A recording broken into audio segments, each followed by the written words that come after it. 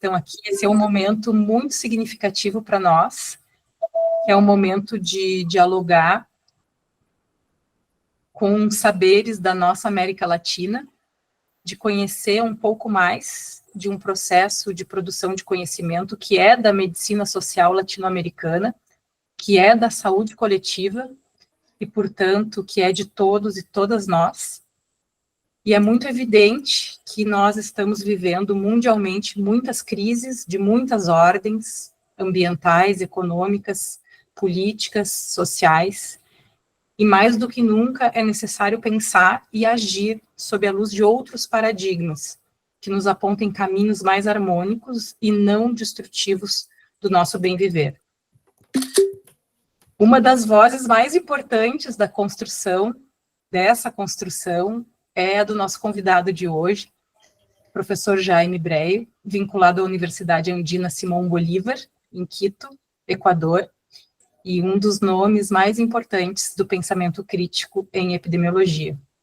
Ele é autor dos livros Epidemiologia Crítica, Ciência Emancipadora e Interculturalidade, e o mais recente, Epidemiologia Crítica e a Saúde dos Povos, Ciência Ética e Valente em uma Civilização Insalubre, que, se eu não estou enganada, ele será lançado em breve em português. Vamos ficar atentos. Nós nos encontramos com Jaime na 5ª Assembleia Mundial da Saúde dos Povos, em abril deste ano, em Mar del Plata, e quando eu fui pegar o meu autógrafo no livro, eu disse para ele que iria propor seminários para discutir o livro aqui na nossa pós-graduação.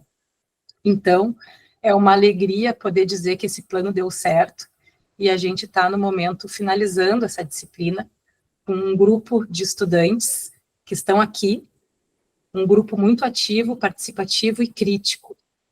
E então aproveito aqui para agradecer o Rodrigo Reis e a Rita Matiello, que estão na coordenação do PPG de Epidêmio, que tiveram a receptividade de abrir essa nova disciplina.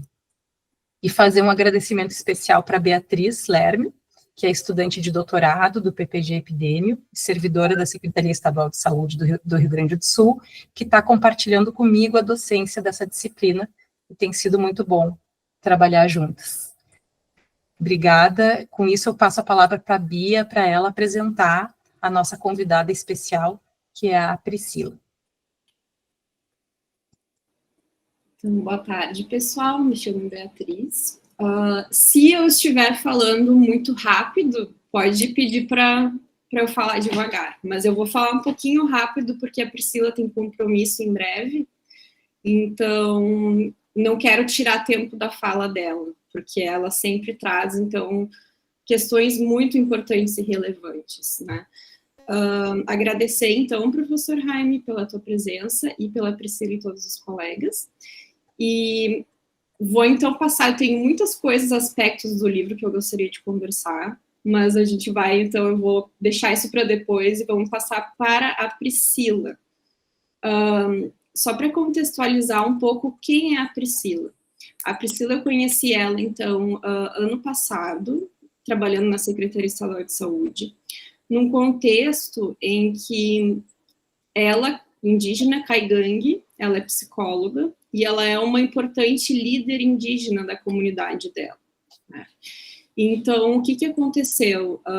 Ela é, então, da terra do Guarita, que é no norte do estado, e aconteceram, então, num período de 2 meses, óbitos de 7 crianças menores de 2 anos indígenas. Qual foi o movimento que eles fizeram? Os representantes, então, da comunidade foram até a secretária de saúde do estado e pediram, então, ações, respostas em relação ao que aconteceu. Então, isso gerou essa força-tarefa, que foi dado o nome, e então nós, enquanto servidores, fomos lá, e inclusive a minha colega Luísa, que também é colega de doutorado, também estava junto, e podemos observar, então, e tentar contribuir de alguma forma. Chegando lá, então, nos deparamos com uma série de situações inaceitáveis na terra do Guarita, inclusive, para ter noção, uma questão de não ter água potável, e eles estavam tomando, consumindo água, colocando em reservatório, em reservatórios que eram de agrotóxicos para beber. Então, situações extremamente inaceitáveis. E, nesse momento, conheci Priscila. A Priscila, então, eu vou falar um pouquinho mais dela. Ela é indígena caigangue, psicóloga. Ela é especialista em terapia cognitivo-comportamental. Ela trabalha na CESAI, no Polo Base Guarita, de CEI Interior Sul. Ou seja, ela faz parte da equipe de saúde indígena, né, da comunidade dela. Ela é cofundadora do Movimento de Mulheres Indígenas Caigangue, grupo de trabalho Guarita pela Vida, que busca o empoderamento das mulheres indígenas através do combate à violência. Ela é conselheira, então, da Comissão Bem Viver, Psicologias Indígenas e Corpos Territórios, Comissão de Relações Étnico-Raciais e Comissão de Direitos Humanos. O que eu posso trazer, assim? Depois de ler o seu livro, Jaime, eu não poderia não chamar a Priscila. Eu fui obrigada a chamá-la. E eu estou muito contente que ela aceitou e está aqui conosco essa tarde. Né? Então, já passar a palavra para ela, que eu já tomei muito tempo, e agradecer mais uma vez. Priscila, pode ir. A palavra está contigo. Muito obrigada, Bia. Agradeço o convite em estar aqui nesse curto período de tempo, né? Mas tenho certeza que os movimentos da vida nos trarão novamente em outros espaços de luta, né? Cumprimento a todas, a todos. A Luísa, né? Um abraço para ti, professor Jaime, né? A cada pessoa que está aqui, sensível em fazer essa escuta, né? Tão importante, e que mais momentos como esse de escuta aos povos indígenas, né? Eles possam existir, né, para que a gente possa realmente falar sobre saúde, sobre equidade, sobre respeito, né? Sei que é curto o tempo, né, mas só reforçando ali essas comissões que a Bia citou, né? Hoje eu sou a primeira mulher indígena psicóloga a estar dentro do Conselho Regional de Psicologia, né, do estado do Rio Grande do Sul. Então, a gente está compondo também com os nossos corpos indígenas o sistema Conselhos de Psicologia. Hoje temos ações afirmativas dentro do sistema Conselhos, onde nós levamos, então, a pauta do bem viver indígena, né? Que é a pauta da saúde mental voltada para os povos indígenas, porque não se fala em saúde sem falar sobre o bem viver, sobre o sentido de saúde mental para nós, povos originários, né, da América Latina, não só do Brasil, né, mas que a gente possa ter esse olhar sensível, né. Então, essa mensagem que a gente leva é uma mensagem de luta, né, onde nossos corpos estão à frente hoje de vários espaços de luta, de espaços em vários lugares, onde as nossas vozes indígenas, né, elas são ecoadas. Esses espaços, eles são construídos não só agora, né, mas eles são a luta, a resposta de muitas mulheres que já nos antecederam, de pessoas que já ancestralizaram. É essa ancestralidade que a gente fala, que a gente carrega conosco, né, então, que é tão importante de estar hoje dentro dos espaços de saúde também, né? E quais espaços são esses, né? Então, a Bia me propôs esse desafio, né, de estar aqui em pouco tempo, porque falar de nós, povos indígenas, requer, são vários temas a serem trabalhados, né?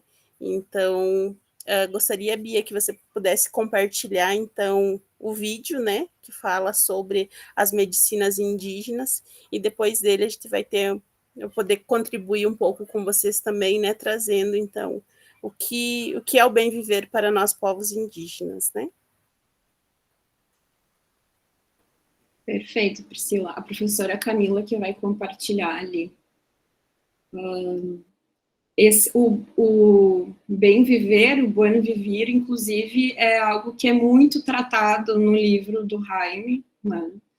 Então, é muito falado nisso. E quando eu encontrei a Priscila semana passada, quando eu ouvi tu falando do Buenvivir, que está totalmente alinhado, né? A tela está aparecendo do vídeo? Tá aparecendo. Posso começar? Pode. O Guarita foi... Nós ganhamos a magia dos índios. Só que os velhos não passaram por novos. Amanhã depois, às vezes eu não estou aqui, tu está no meu lugar trabalhando, conforme eu estou trabalhando, né?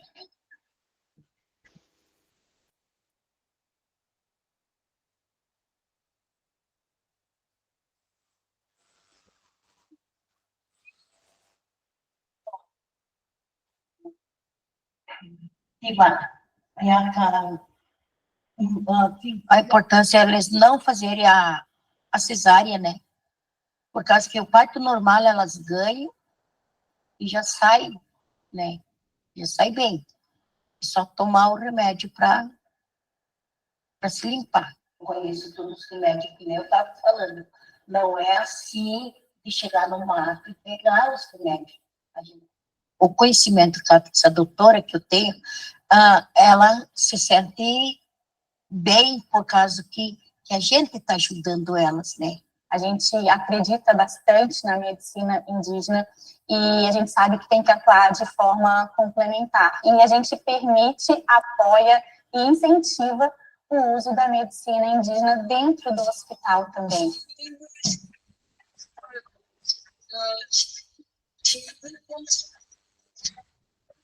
Eu queria aprender, eu falei com meus pais, né? Eu queria ajudar as pessoas dentro da comunidade. Isso vem dentro do coração, para falar a verdade, é espiritual também.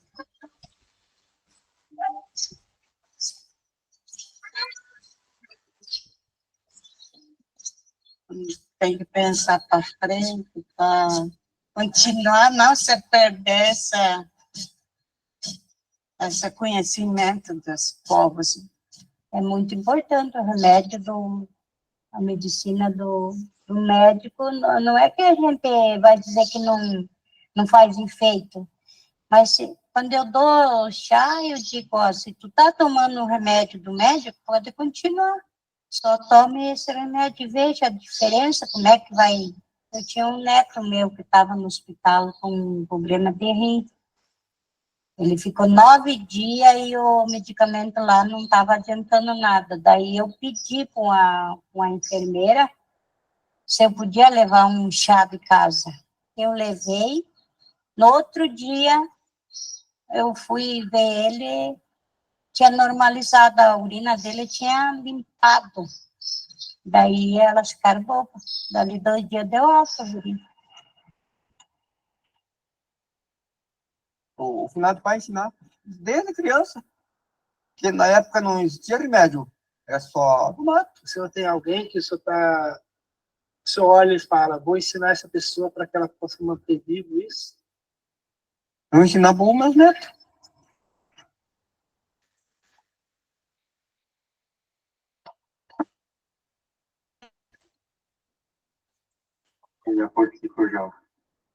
Nós agora fizemos um teste. Não precisa ser da casca também.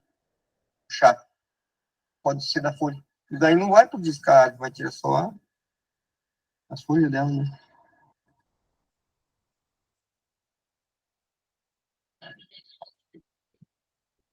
O remédio caseiro, ela é mais melhor. Ela não tem hora se tomou, nem um copo cheio e pode tomar se esteja cozido bastante, né? É. Só que agora também, né, o remédio, né, que eu estou dizendo, remédio melhor, cada vez mais está escasso. Eu sempre dizia agora, eu acho que não precisa tirar a casca, porque ela, o tronco dela é tudo remédio. E daí vai preservando a natureza.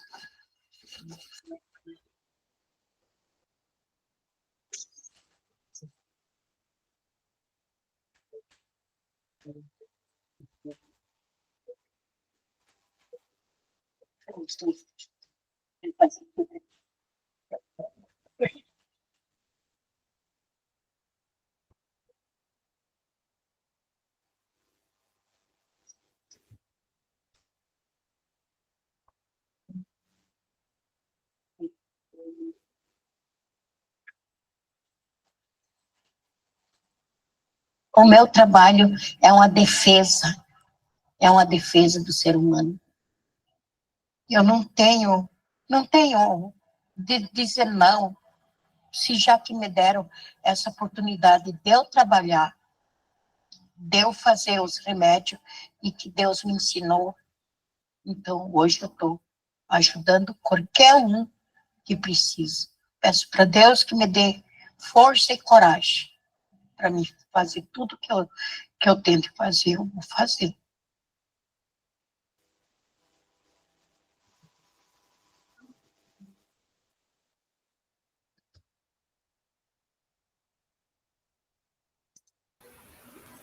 Acho que só teve um probleminha no som, né? Que tinha uma música junto com o vídeo, mas a essência dele, que eu gostaria de compartilhar com vocês. Hoje, nós precisamos voltar para casa, né? E voltar para casa é voltar para nós mesmos, né?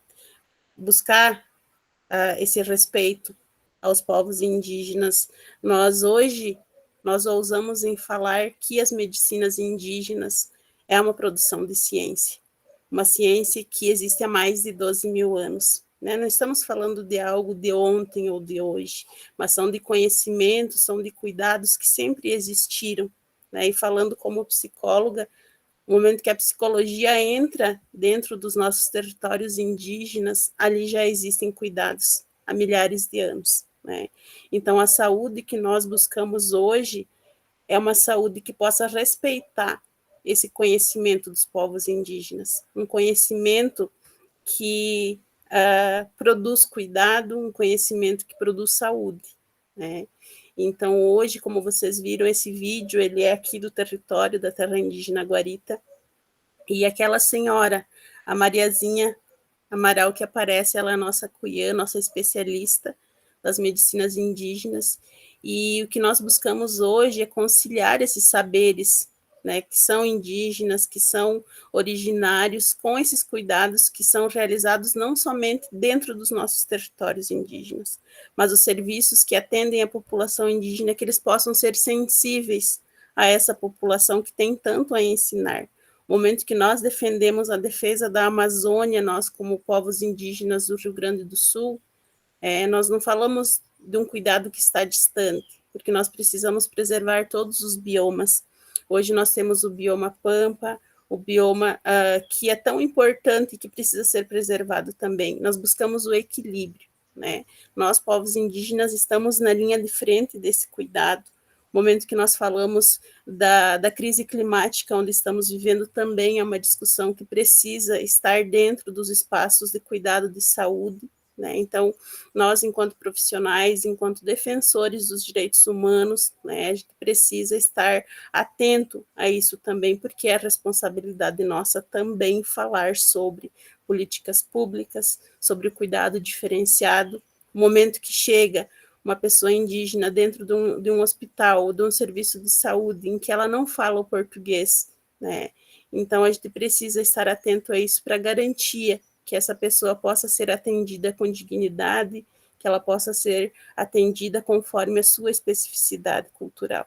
Né? Então, somos 305 povos hoje, e que o momento que vocês falam sobre povos indígenas, de que povo está sendo falado? Né? Qual que é o território desse povo, porque isso faz toda a diferença. Né? Então, a Mariazinha hoje, ela não representa só uma mulher cuiã, mas ela representa toda a força da mulher indígena, porque o primeiro território demarcado de uma pessoa é o útero da mulher indígena. Né? Então, nós precisamos ser sensíveis a isso, porque hoje nós temos o GT Guarita pela Vida, que é um movimento de mulheres indígenas no enfrentamento das violências, e o acesso à educação, o acesso à saúde digna, de qualidade, a uma educação de qualidade, né, a segurança alimentar, a gente precisa estar falando sobre isso, porque a ausência de uma segurança alimentar, né, quando existe a insegurança alimentar, não tem como falar de saúde mental, não tem como falar de bem viver para pessoas que passam fome, que são vulnerabilizadas, não que são vulneráveis, mas que são colocadas nesse espaço de vulnerabilidade. Então, a Bia, a Luísa já me conhecem, né, conhecem a nossa bandeira de luta, e o mundo que nós queremos, a sociedade que nós queremos tem lugar para todo mundo, né? Mas nós, povos indígenas, estamos nessa linha de frente no cuidado pela vida, né? Nós cuidamos de vocês, mas quem cuida de nós? Quem cuida das populações indígenas? Nós não somos poucos. O Rio Grande do Sul é território indígena e precisa olhar para nós com respeito, com dignidade, porque é isso que nós precisamos de espaço. Não são as pessoas não indígenas que nos dão voz, porque nós sempre tivemos voz, né? Mas que vocês possam emprestar os seus ouvidos, emprestar o seu cuidado. É isso que nós buscamos. Nós buscamos hoje políticas públicas que garantam. Nós não queremos ser enquadrados, todo mundo numa caixinha, nós queremos serviços conforme nossas especificidades culturais.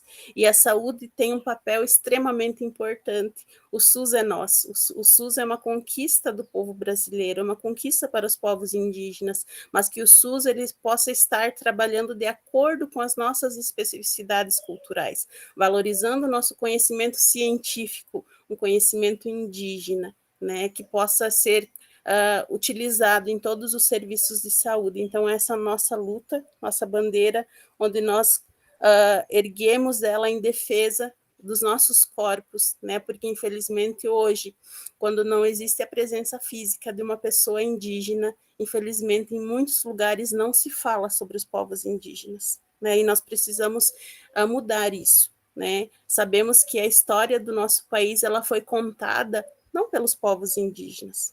O Brasil precisa reconhecer que ele nasceu do estupro de uma mulher indígena. A colonização, infelizmente, não terminou. Nós vivemos a colonização e nós precisamos lutar em busca da descolonização de corpos, né, onde nossos corpos indígenas sofrem inúmeros tipos de violência. E nós precisamos buscar isso, falar sobre empoderamento também nos espaços de saúde. Nós, enquanto profissionais de saúde, nós indígenas, né, trabalhamos com isso, então a gente precisa lutar pelos direitos humanos, e os direitos humanos que seja acessível a todas as pessoas, né? Eu acredito que, não sei quanto que está o meu tempo, né, mas é um curto espaço de tempo que eu agradeço, né, agradeço pelo espaço, e espero que em outros momentos nós possamos nos reencontrar, mas a mensagem, né, que eu deixo também, não trago respostas enquanto mulher indígena, mas trago desconfortos que são necessários para que a gente possa refletir, né, qual é o meu papel na sociedade, o que eu estou fazendo, o que eu estou fazendo pela outra pessoa, porque o cuidado, ele é nato aos povos indígenas, nós cuidamos desde sempre, nós sabemos cuidar, né, que não venham nos ensinar a cuidar, mas respeitar, fortalecer e valorizar os nossos cuidados que eles já existem, né? Então, essa mensagem que eu deixo, agradeço imensamente, Bia, pelo convite, né? E espero poder ter deixado uma mensagem de luta de nós mulheres indígenas nessa tarde, né? E que sigamos, né, todos juntos, juntas, né, para o equilíbrio da natureza, e a gente precisa cuidar de quem nos dá a vida. Então, muito obrigada. Gratidão, Bia. Priscila, só te agradecer demais, demais, demais. Eu tinha te comentado que nas tuas falas, basicamente, tu faz um resumo do livro. Ou pelo menos grande parte do que o livro trata. E é sempre um prazer te ouvir, e a gente precisa de uma aula só para ti. Precisa de mais tempo, porque realmente sempre muito importante as tuas falas. Muito obrigada mesmo por ter topado. A gente vai, com certeza, continuaremos em contato. Obrigadão. Eu sei que tu tem que ir agora para outro compromisso, né? Mas também, se puder fica à vontade, viu? Aí vamos dar seguimento, então. Professora Camila, quer? E agradecer também a Priscila, de coração, por presentear-nos com a tua presença, com a tua fala.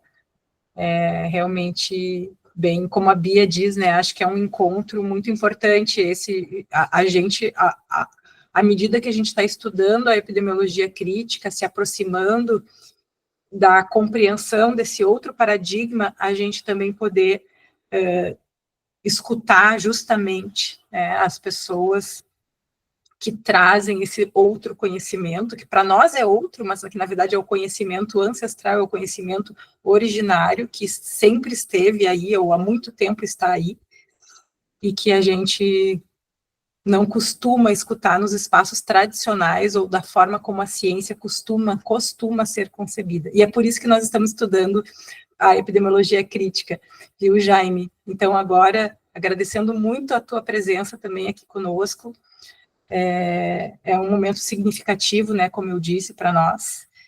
Eu, por gentileza, passo a palavra para o Jaime. Posso colocar a apresentação? Obrigado, Camila. Me ha gustado mucho que empiece esta sesión con las palabras de Priscila. Yo tengo una visión muy distinta a la del poder con respecto a la interculturalidad y a la medicina intercultural o a la salud intercultural.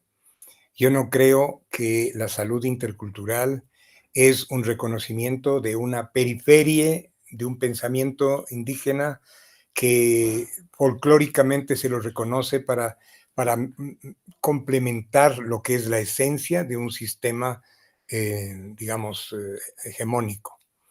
Yo creo que al menos nosotros en los Andes, viviendo, trabajando, estudiando, investigando en lucha junto con las comunidades de trabajadoras indígenas, tenemos una fuerte alianza, pero no solamente una alianza en la lucha de otras conquistas, sino también una alianza para el conocimiento, porque la epidemiología crítica es intercultural esencialmente, no marginalmente, es esencialmente intercultural porque lucha para construir un conocimiento junto con todas las voces.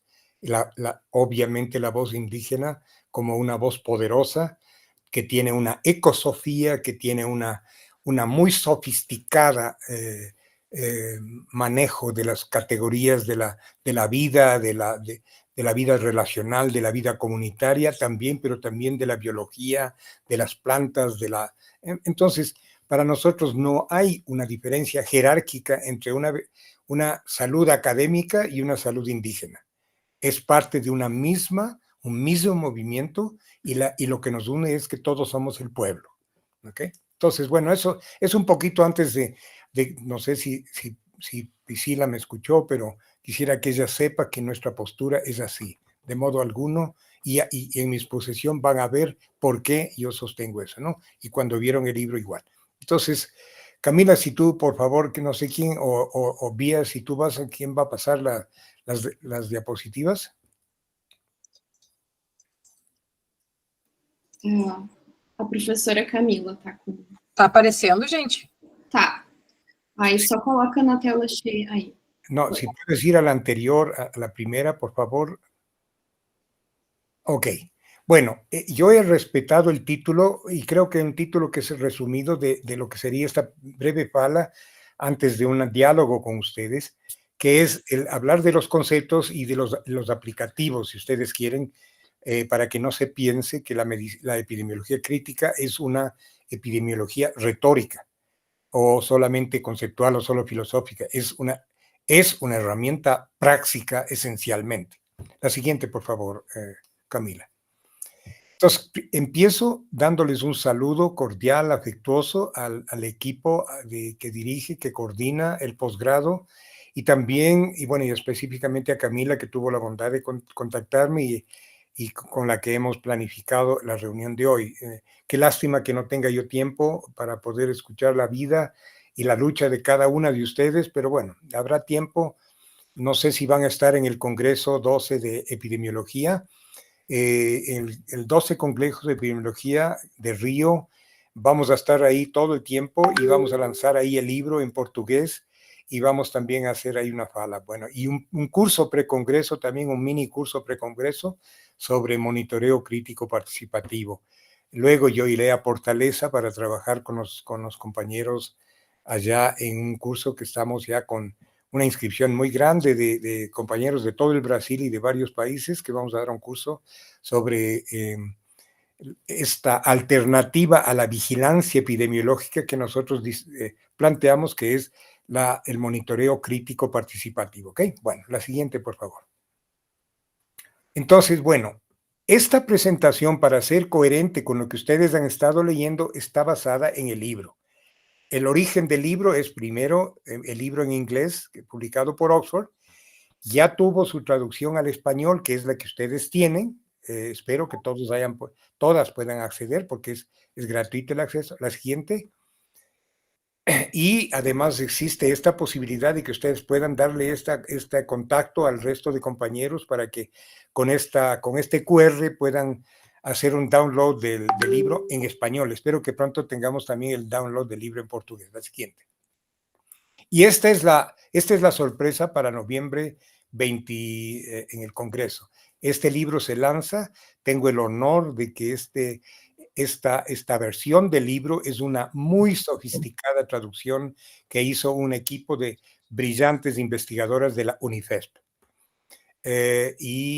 Con un respaldo, no todavía, por favor. Entonces, bien, tengo también el honor de que sea la vicepresidencia de Fiocruz la que haya hecho el apoyo para que el libro se publique, y de hecho el libro tiene un prólogo, un prefacio de Hermano Castro, que es vicepresidente de Fiocruz. Y bueno, claro está mi universidad que participa, y el honor de que también esto sea mi segunda obra publicada en UCITEC. Yo tengo mucho cariño con UCITEC porque uno de mis primeros libros, yo ya voy por 30 libros, no son 2, son 30 libros que han sido publicados en español, y 3 de ellos han sido traducidos al portugués. 2 de ellos han sido publicados por UCITEC, y ese equipo de UCITEC también yo estoy enamorado de ellas, porque es un equipo de maravilla también, igualmente, ¿no? La siguiente, por favor. Ok, ¿qué es lo que el libro plantea? Si ustedes quieren, 3 revoluciones, 3 cambios radicales de acción y pensamiento. Un cambio de teoría, un salto de teoría, un cambio de metodología y un cambio de un sistema de acción. Son los 3 grandes elementos que todo mi trabajo ya voy como 40 años publicando, está ligado a estas 3 interdependientes procesos de pasar de una teoría colonial, colonizadora, cartesiana, a una teoría propia, soberana, decolonial, intercultural. Esto va de la mano con una metodología, la transformación de la metodología de la vieja epidemiología cartesiana, lineal, que trabaja con variables en el pico del iceberg, a una metodología del pensamiento complejo.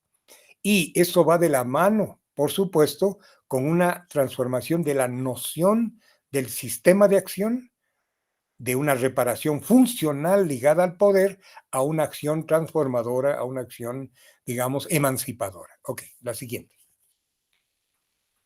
Entonces, primero ubiquémonos en la historia de la epidemiología latinoamericana, porque hay toda una construcción que lleva a donde estamos ahora. La siguiente.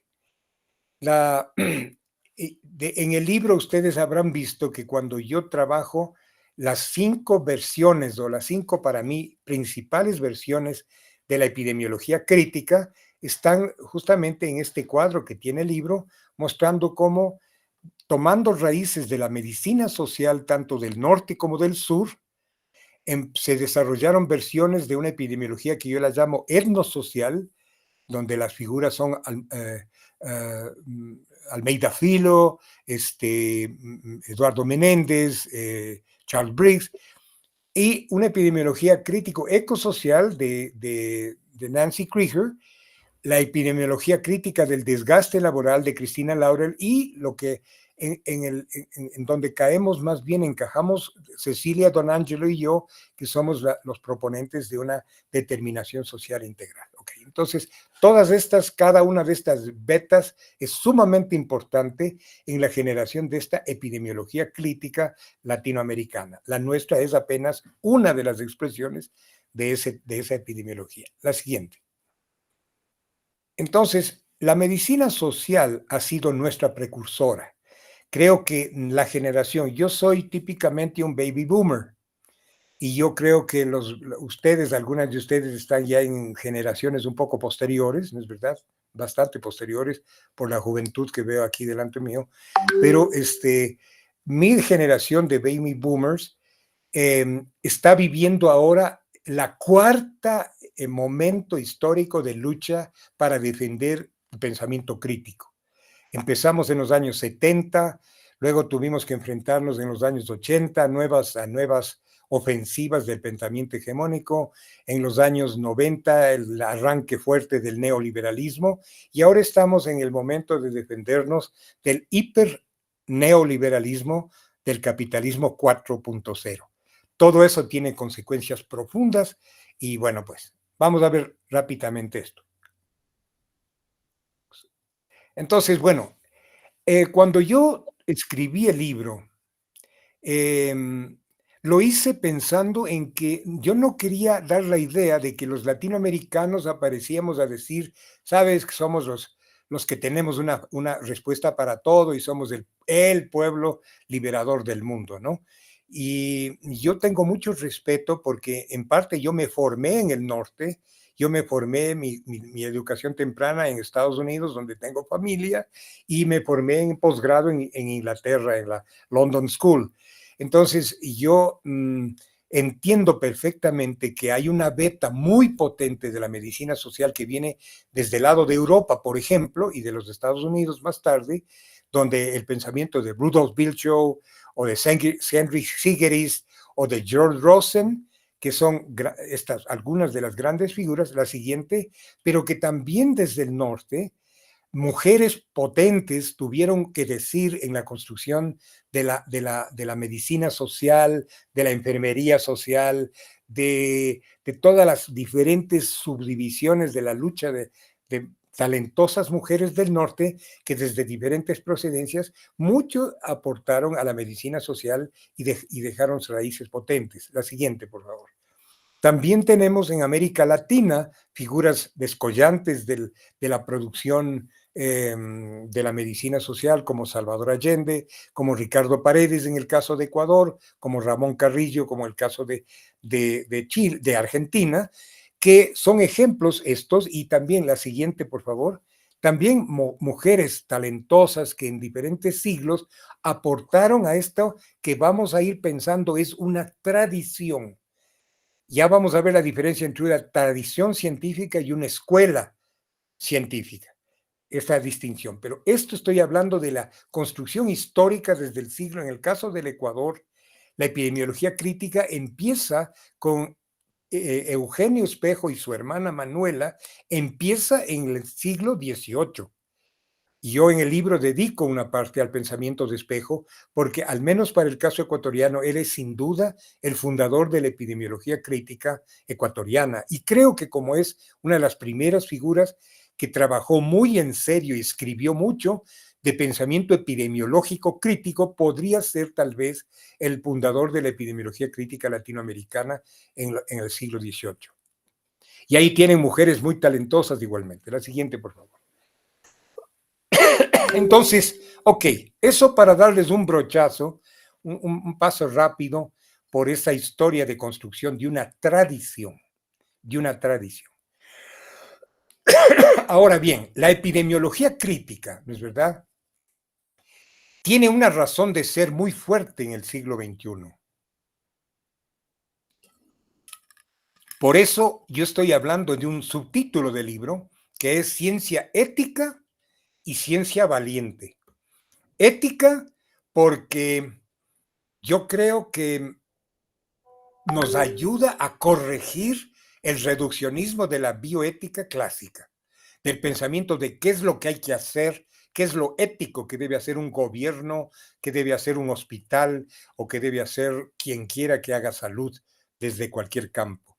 Entonces, hay un desafío conceptual ético, pero también yo creo que tal como ustedes saben el concepto de ciencia tímida que Naumar Almeida estableció en su texto y que ahora con el texto que está lanzando en el Congreso está dando cuenta de un avance, porque yo nunca tuve la certeza de si fuimos alguna vez ciencia tímida, porque yo creo que siempre fuimos una ciencia combativa, al menos desde que yo participo, desde la década de los 70, estuvimos en la lucha, en la primera línea de la lucha de salud, y con gran audacia y con fuerza y con personalidad propia latinoamericana. Entonces, la siguiente, por favor. Aquí tenemos nosotros el por qué. Porque nosotros tenemos que entender que ahora se ha hecho todavía mucho más necesaria la necesidad de entender entre modernización de la epidemiología para aprovechar Big Data, inteligencia artificial, etcétera, etcétera, que es, o sea, fortalecer un neocartesianismo, ¿no? No porque la inteligencia artificial tenga que ser cartesiana, ni porque la ciencia del norte sea siempre cartesiana, sino porque ya, yo no tengo tiempo para tratarlo ahorita, pero lo que en definitiva tenemos que entender que hay un disenso entre las epidemiologías del poder, las epidemiologías domesticadas, ¿no? Y las epidemiologías críticas emancipadoras. Y porque hemos puesto, los críticos hemos puesto la mira en el bien común. En los Andes eso se llama sumac causae, que es bien vivir, el bien común. Ese es el objeto de transformación, el objeto de conquista, el objeto de lucha de la epidemiología. Y ese bien común es el que está amenazado en el siglo XXI, en el capitalismo 4.0. La siguiente, por favor. Entonces, a nosotros la ciencia la historia de la ciencia nos ayudó a entender qué nos tocaba hacer ahora. No podíamos haber hecho una epidemiología crítica si no entendíamos la historia de la epidemiología, incluso desde la otra orilla del pensamiento. Y en este siglo XXI tenemos que entender que cualquier lucha que se haga en cualquier profesión de salud y que cualquier pensamiento verdadero, válido, emancipador de epidemiología tiene que tener en su concepción el estar contextualizado al tipo de realidad que tenemos ahora, que es el siglo XXI. La siguiente, por favor. Ok, entonces aquí, bueno, aquí no sé por qué pero ustedes pueden ver la parte que está en amarillo, ¿no es verdad? Que es cómo cambió el capitalismo desde el siglo XVIII, siglo XIX, siglo XX y siglo XXI. Tienen a ustedes así varias columnas donde ustedes ven, la parte en amarillo es cómo fue cambiando una relación de lo que llamaríamos la subsunción, categoría muy importante que ustedes deben haber visto en mi libro, que es la que sustituye causalidad. No son relaciones de causalidad exclusiva y esencialmente las epidemiológicas. Las relaciones epidemiológicas son relaciones de subsunción. Los procesos más complejos de nivel general subsumen a los procesos menos complejos del nivel particular y estos subsumen a los procesos menos complejos del nivel individual. Así evitamos que la epidemiología sea la ciencia de lo que pasa en las personas de un colectivo y hagamos estadísticas con los datos de personas y a eso le llamemos salud colectiva. Nosotros tenemos que entender que lo colectivo no se encuentra en la persona, se encuentra en la clase social a nivel particular y se encuentra en el modo de reproducción social a nivel general.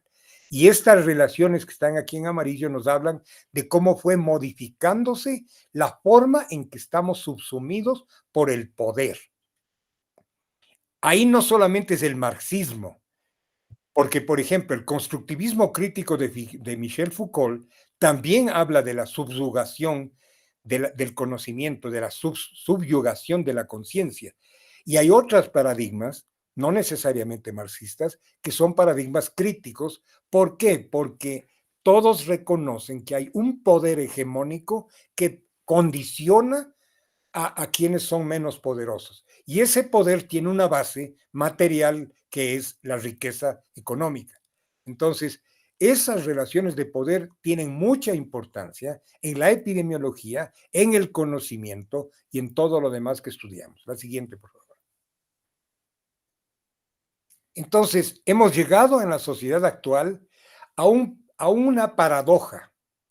Es el momento cuando tenemos la más grande acceso a la tecnología de la historia de la humanidad. Tenemos una tecnología riquísima que se ha crecido exponencialmente, y es el momento en que esa tecnología menos sirve al bien común y a la salud. Está dedicada a la codicia, al business, o sea, todo como está estructurada, la convergencia de usos productivistas, codiciosos de las tecnologías, ha secuestrado la tecnología para la acumulación de capital y nos ha impedido fuertemente de orientar toda la fuerza de las nuevas tecnologías y de la inteligencia artificial para el bien común, para el servicio popular, para poder trabajar con el pensamiento social y popular. Yo le escuchaba a Priscila decir cosas que lo mismo dicen todas las lideresas indígenas de Ecuador. Es decir, nosotros no necesitamos que nos enseñen porque tienen una sabiduría, en el caso andino, la más grande sabiduría sobre el sistema, sobre los ecosistemas, sobre la naturaleza, sobre la vida, sobre lo colectivo, es indígena, no es blanco mestizo. Entonces, hay una fortaleza enorme ahí, pero también tenemos toda la riqueza académica que desde la tecnología debemos, desde las universidades, unir al pensamiento ancestral para poder trabajar un mundo distinto. La siguiente. Ok, entonces es una época de la paradoja, gran conocimiento, potencial, tremendo desarrollo de las tecnologías, un desarrollo descomunal, exponencial de la inteligencia artificial y el peor momento para la vida en el planeta. Con la más alta tasa de destrucción del planeta, la deforestación masiva, la destrucción de los espacios urbanos, el deterioro de la nueva ruralidad llena de agrotóxicos y de peligro. Es decir, es un momento de una crisis enorme de la vida y de la salud, que es cuando justamente tenemos la más grande potencialidad de tecnología. Esa es la paradoja más triste de la humanidad. Y la siguiente. Entonces, en ese contexto, para nosotros es importante tener una epidemiología que sea capaz de entender y de estudiar esta crisis múltiple que tiene estos 5 grandes ejes que ustedes ven en el recuadro. Aquí tienen ustedes los 5 grandes ejes de lo que es la crisis múltiple del capitalismo 4.0. Es esta sociedad donde se aceleró la acumulación de riqueza privada y eso ha hecho que acelere también la construcción minuto a minuto de la equidad, de la inequidad y de la desigualdad. Es decir, que si hay procesos dañinos, peligrosos, destructivos, no afectan a todos por igual, afectan muchísimo más a la masa de gentes que están colocadas en situaciones de extrema pobreza o a los pueblos que están acorralados sin permitirles desarrollar toda su riqueza cultural, vital, productiva, etc. ¿Qué crisis estamos viendo que son parte del capitalismo 4.0? Estas no son cosas distintas o diferentes, son diferentes caras de lo mismo. Este uso de esta rapidez, esta aceleración del productivismo, de la extracción. El extractivismo no es solamente petrolero. Ahora tenemos extractivismo de oro, inclusive en el mundo digital. Ahora justamente estamos en un seminario sobre salud digital donde estamos planteando este tipo de cosas. Entonces, primero, hay una aceleración de la concentración de riqueza privada por segundo, en trillones de dólares por segundo, y hay un crecimiento exponencial que es el otro lado de la moneda, de la pobreza, de la miseria, del no acceso, ¿no es verdad? Esa es una primera crisis. Pero también está la crisis de un desmantelamiento de los modos de vivir saludables, es decir, tanto a nivel de la ciudad neoliberal como de la nueva ruralidad hiperneoliberal, los modos de vivir se están deteriorando en tus patrones de trabajo, los patrones de consumo, los patrones organizativos, culturales y metabólicos. Es decir, todas las formas de que hacen el modo de vivir están destruyéndose con diferentes momentos, variantes y formas en diferentes países, pero esto es global. Esto no solamente es del sur global, el norte también está en una crisis. Si ustedes quieren un ejemplo de una ciudad neoliberal salvaje, se llama New York City, ¿no? Es el ejemplo mejor. No está en el tercer mundo, aspas, ¿no? No es el tercer mundo. Es la capital del primer mundo que está en condiciones de la crisis más descomunal, ¿no? Donde tenemos en los metros ratas, donde tenemos fentanilo en todas las calles, donde tenemos la muestra de la decadencia de un imperio, ¿no? Tenemos una tercera vertiente de problemática, que es que la política se está construyendo con una línea fascistoide, neoconservadores, ¿no es verdad? O sea, este rato la derecha política, la derecha como está implementándose en Europa, en la Norteamérica y en Sudamérica, por parte de los grupos de poder, es este momento, es un momento fascistoide, llega a tener un carácter genocida. Hay genocidio en tiempo real. Ustedes pueden prender Netflix o YouTube para ver una película de ficción, o si quieren ver violencia a tiempo real de niños muriendo, asesinados, pueden prender los noticiarios de Gaza fácilmente. Es decir, estamos en un mundo donde la paradoja es que cuando tenemos más posibilidades de usar los recursos y el conocimiento y la interculturalidad para el bien, es cuando está montado un aparato de una geopolítica genocida, militarizada, cuyo eje es la industria militar. Esto es para la vida humana un problema muy grave. Luego tenemos otro aspecto que suele tratárselo como un tema de ambientalistas, de geógrafos, de geofísicos, que es el calentamiento climático.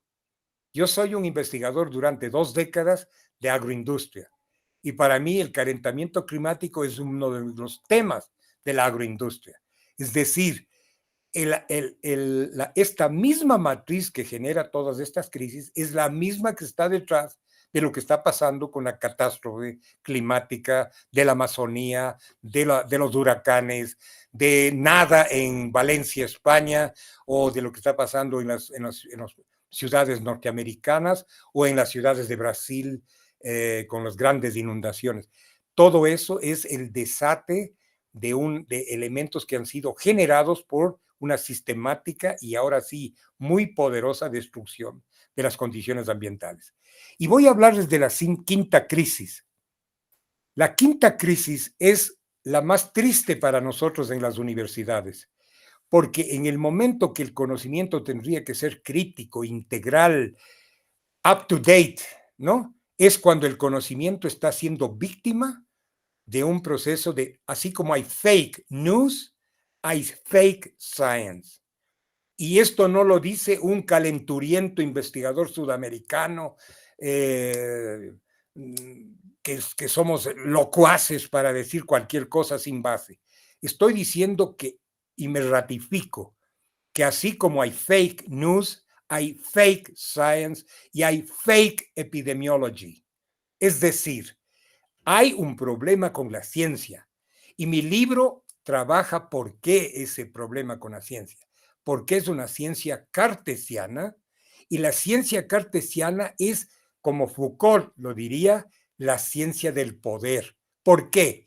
Porque si yo tomo los problemas solo por los efectos en el pico del iceberg, si yo solo veo los efectos del COVID-19, O sea, veo virus, personas inoculadas, hospitales llenos, mortalidad y UCIs. Entonces yo estoy en el pico del iceberg y estoy viendo solamente el resultado final de un proceso que lo desconozco.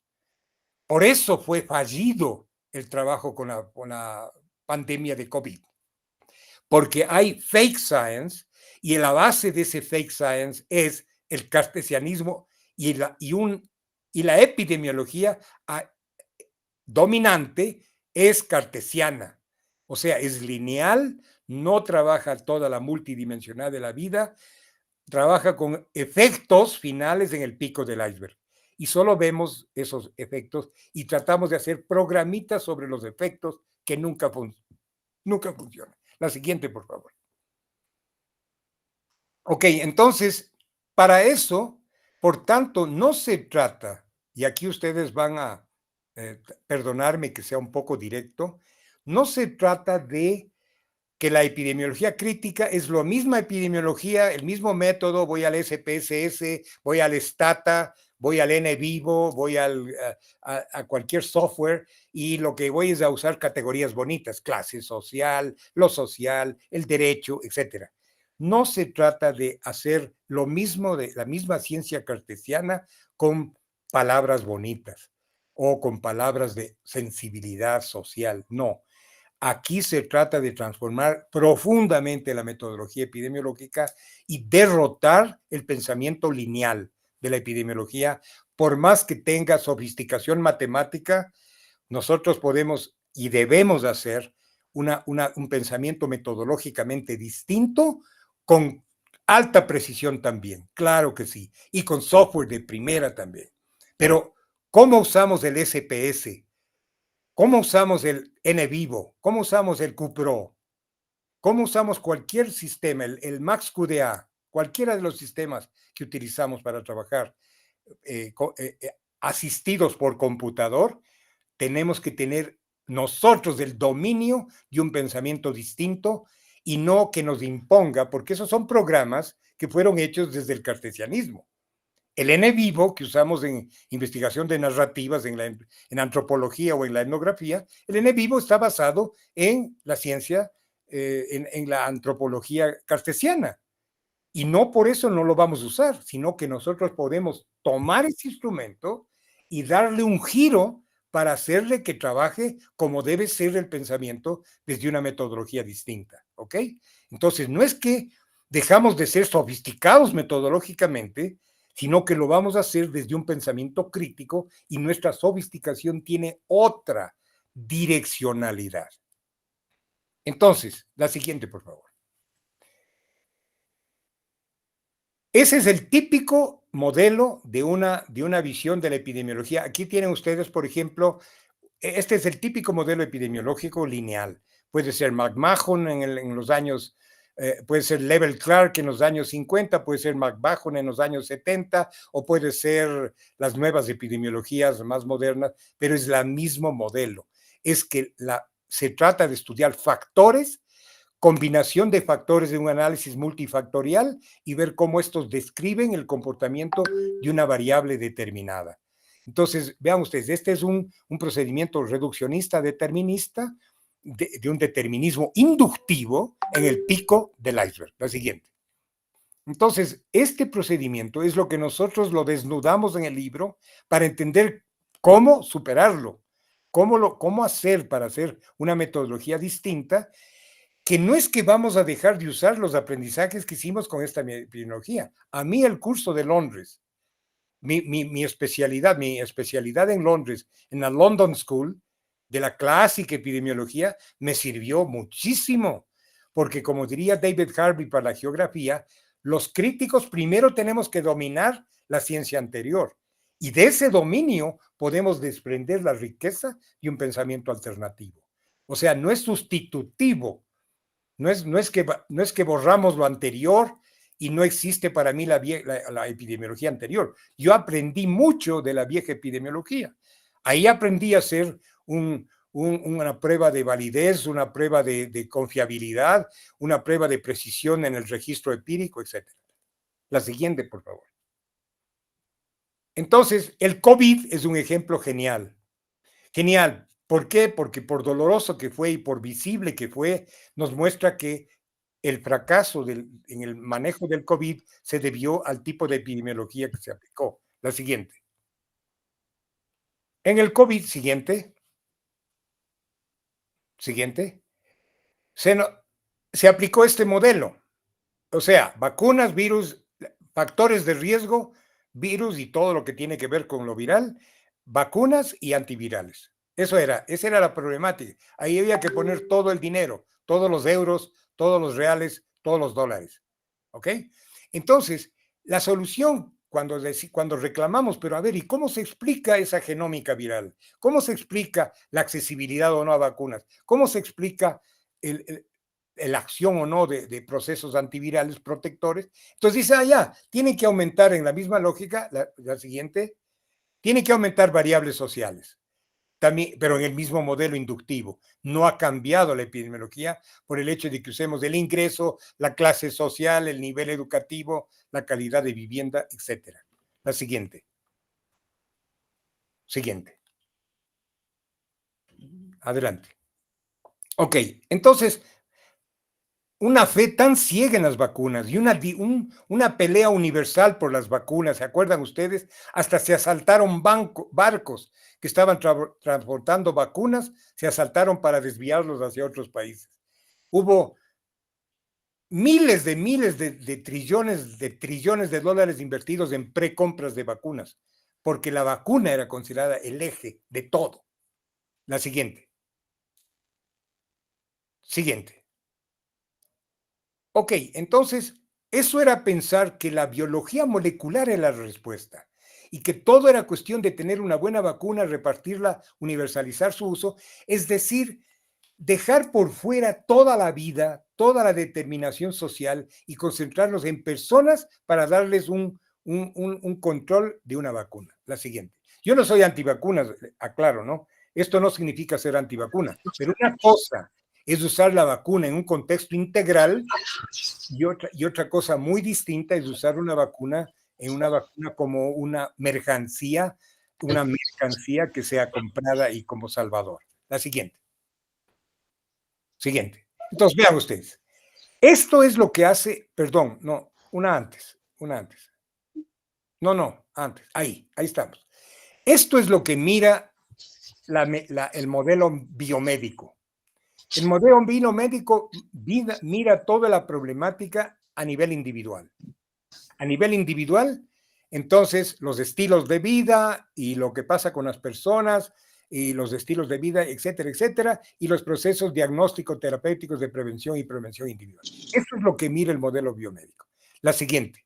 Nosotros lo que hemos hecho es decir que esta bioética de los embodiments que llegan a un fenotipo, a un psiquismo, a una espiritualidad que es lo individual, que esto está profundamente concatenado, la siguiente, con el dominio particular, es decir, con las clases sociales, con los grupos de género y decir, en la dimensión colectiva de la vida, donde ya no son estilos de vida, sino que son modos de vivir típicos de una clase social. Por ejemplo, yo he hecho muchos estudios sobre trabajadores agroindustriales, pero para poder entender a esos trabajadores agroindustriales en su salud individual, yo tengo que entender los modos de vivir típicos de los trabajadores agroindustriales, porque si no, no voy a entender por qué sus estilos de vida.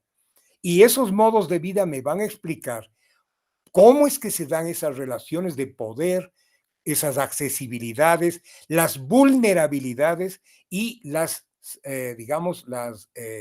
exposiciones típicas. Conforme más hemos estudiado a las diferentes ramas de la agroindustria, hay aspectos colectivos que son típicos de todos ellos, y dentro de eso pueden haber variantes individuales. Pero tampoco podemos entender esos grupos de trabajadores o de población, la siguiente, si no conectamos eso con la sociedad. Y entonces entendemos en definitiva que son dimensiones distintas de la realidad, todas ellas importantes para la salud, pero que si nos quedamos en lo individual, nos estamos quedando en el pico del iceberg. La siguiente, y la sociedad, la siguiente, la sociedad se desarrolla en una naturaleza, en una madre tierra que tiene, con la que nos relacionamos a nivel general, particular e individual. Entonces, ahí tenemos la película completa y es muy distinto entender la pandemia.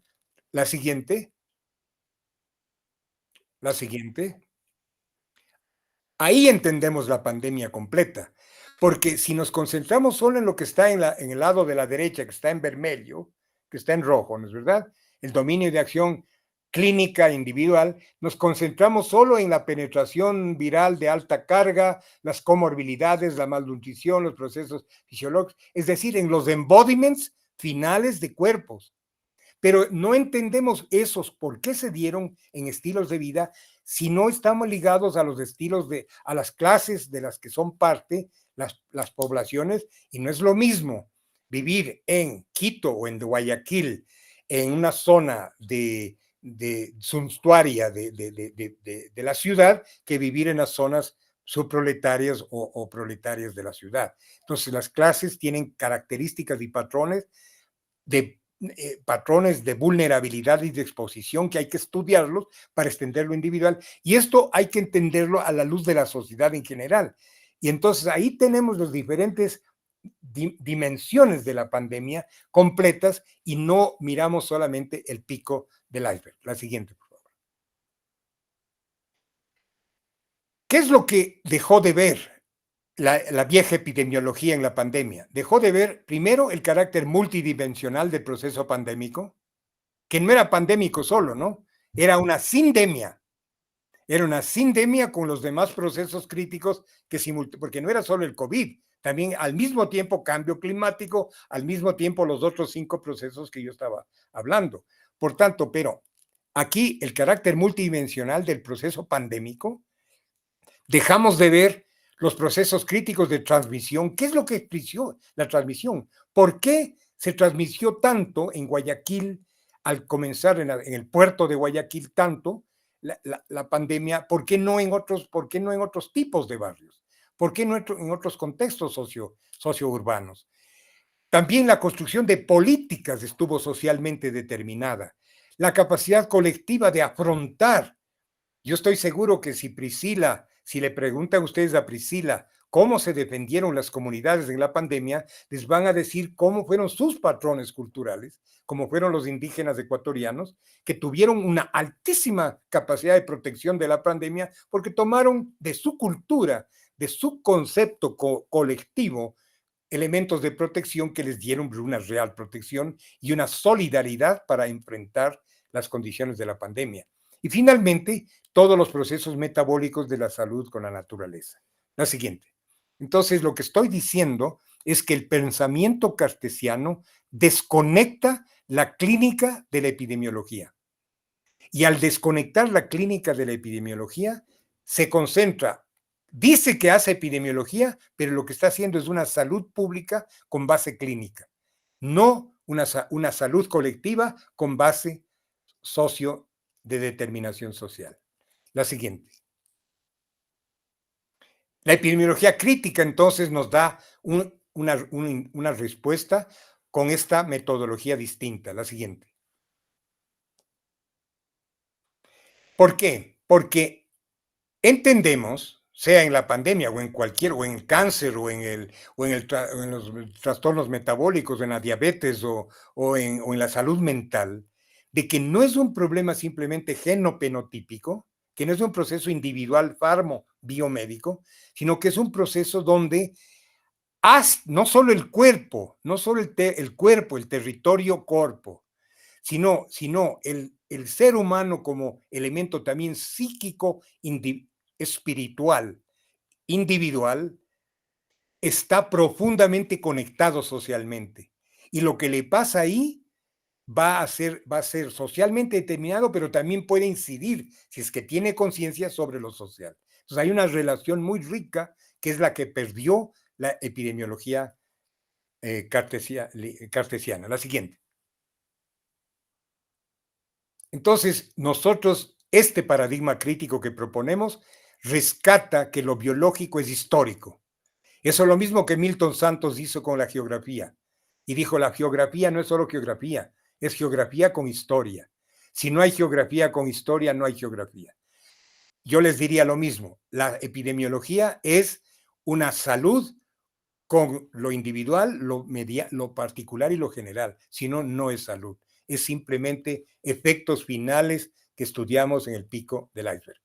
Y lo biológico, lo que nos pasa, biológico, espiritualmente en lo individual, está profundamente determinado. Siguiente. Vean ustedes, España, para dar un ejemplo en el norte. Ahí tienen ustedes cómo, digamos, se transformó la talla para la edad en España. O sea que no hay unas constantes biológicas, sino que va a depender el cambio de lo que pasa en los cuerpos. La siguiente. Entonces, esto es lo que la metodología metacrítica va a reconectar lo biológico individual con lo colectivo. La siguiente. ¿Y cómo lo hacemos? Utilizando estas 5 categorías. Estas 5 categorías son la herramienta fundamental conceptual con la que construimos la epidemiología crítica. ¿Por qué? Primero, la reproducción social. ¿Por qué? Porque la reproducción social nos permite ver la sociedad en movimiento, como proceso, no la sociedad que la vemos como en una fotografía. La sociología, la medicina social clásica, cartesiana, le ve a la sociedad como una foto en la que puede ver relaciones de los factores. Nosotros le vemos a la realidad como un movimiento y para eso hay una categoría que nos dice cómo es ese movimiento complejo del cual forma parte la salud. ¿Por qué la categoría determinación social? No determinantes, nada que ver. Esta mala copia, 40 años después de que América Latina estuvo desarrollando publicaciones, estudios, investigaciones sobre determinación social, sale Michael Marmot y la OMS a decir hay unos determinantes sociales de la salud que son las causas de las causas. O sea, nos copiaron, no nos citaron muchos libros brasileros, muchos libros ecuatorianos, libros argentinos, libros colombianos sobre determinación social, pero no nos citaron. Descubrieron el agua tibia, ¿no? Descubrieron el agua tibia, nos copiaron mal, pero le hicieron cartesiana al análisis. Entonces, al poner determinantes, no, están hablando de causas. Y como el mismo Marmot dijo, causas de las causas. ¿Y eso a dónde llevó? A una gobernanza política distinta de a dónde nos lleva la determinación social, que no es una gobernanza política del poder, sino que es la determinación social nos lleva a un gobierno intercultural aliado de el pueblo y la academia. La determinación social, entonces, nos habla de cómo ese movimiento de la reproducción social genera condiciones de salud. Por eso es la determinación social. Luego, la inequidad.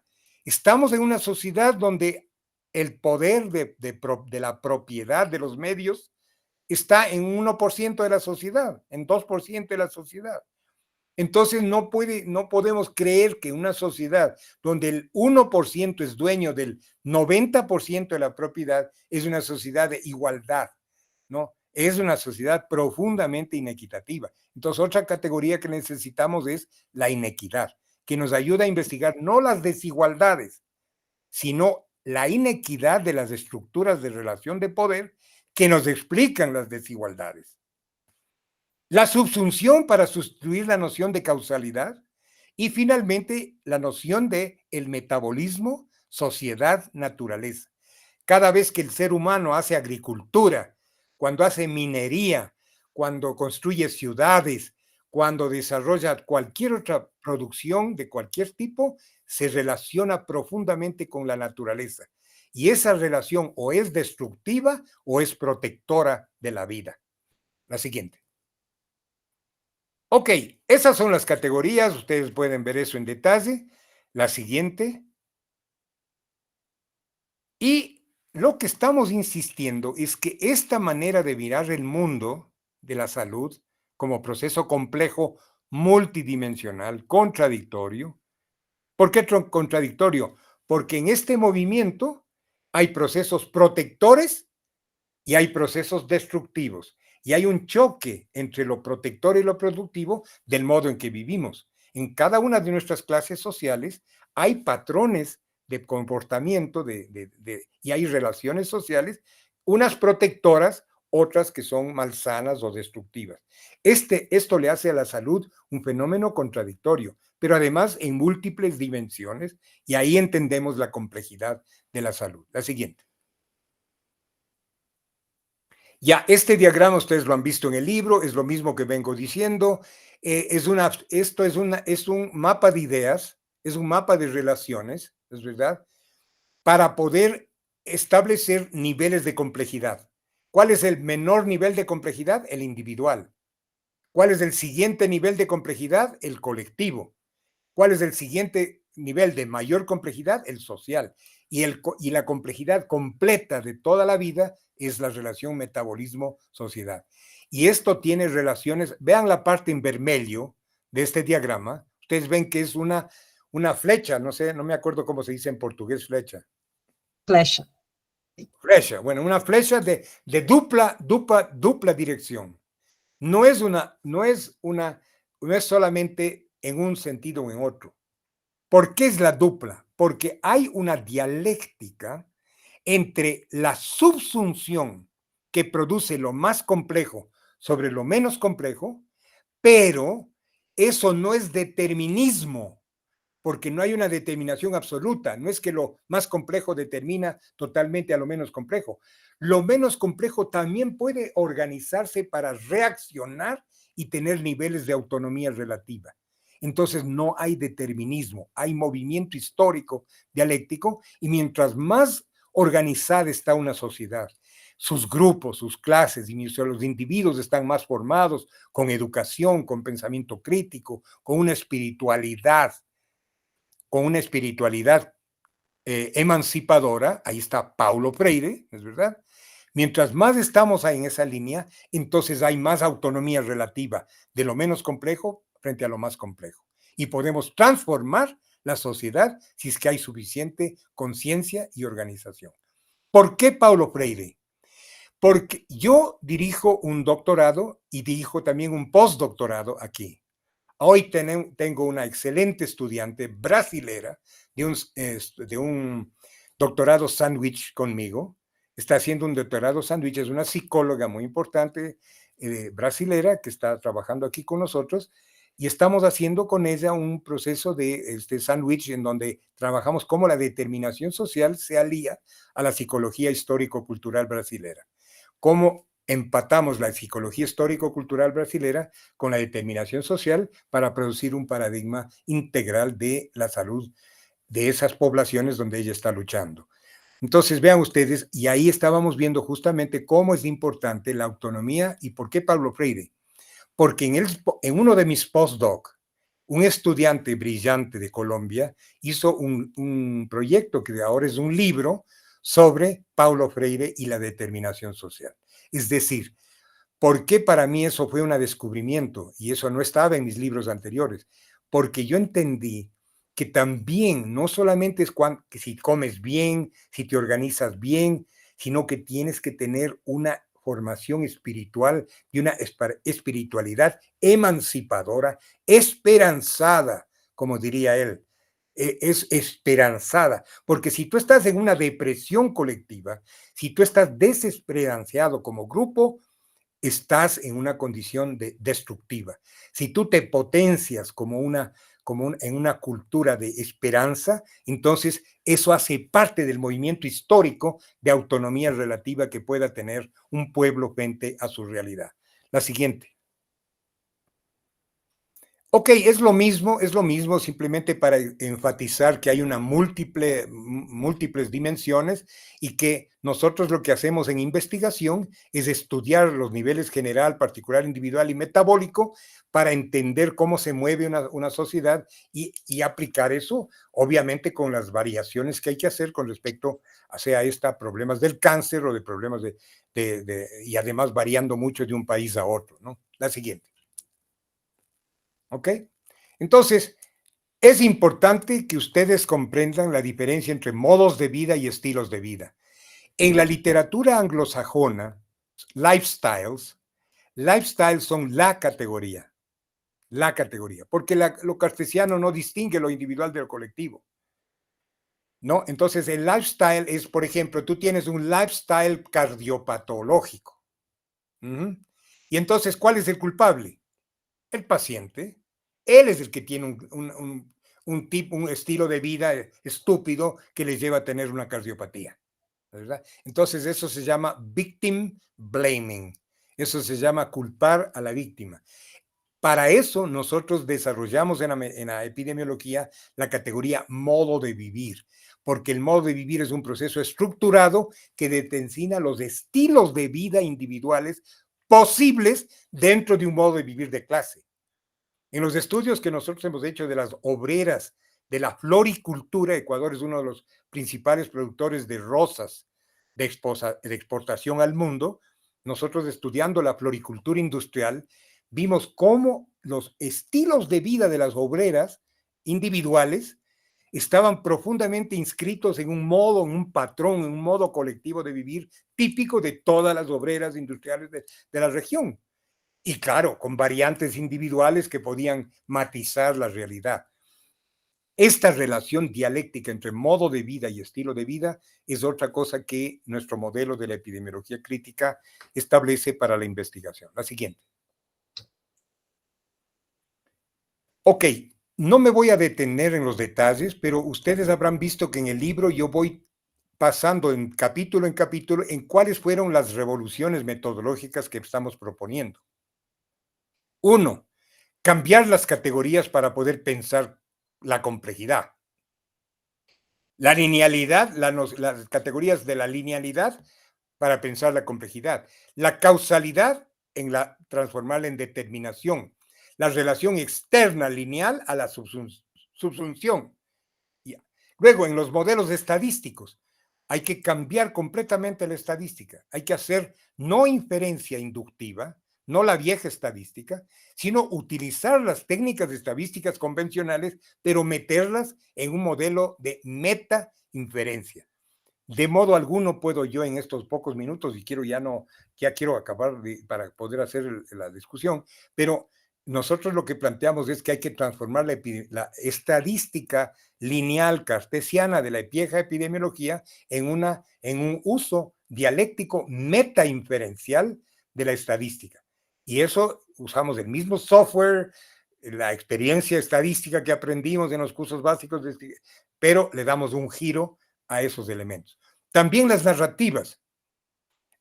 No es que por ser cualitativo ya somos alternativos y críticos, porque cuestionando el cuantitativismo positivista, creen que porque hacemos cualitativo ya estamos en la complejidad. No, porque hay también narrativas, hay quali cartesiano, así como hay quanti, que no es cartesiano.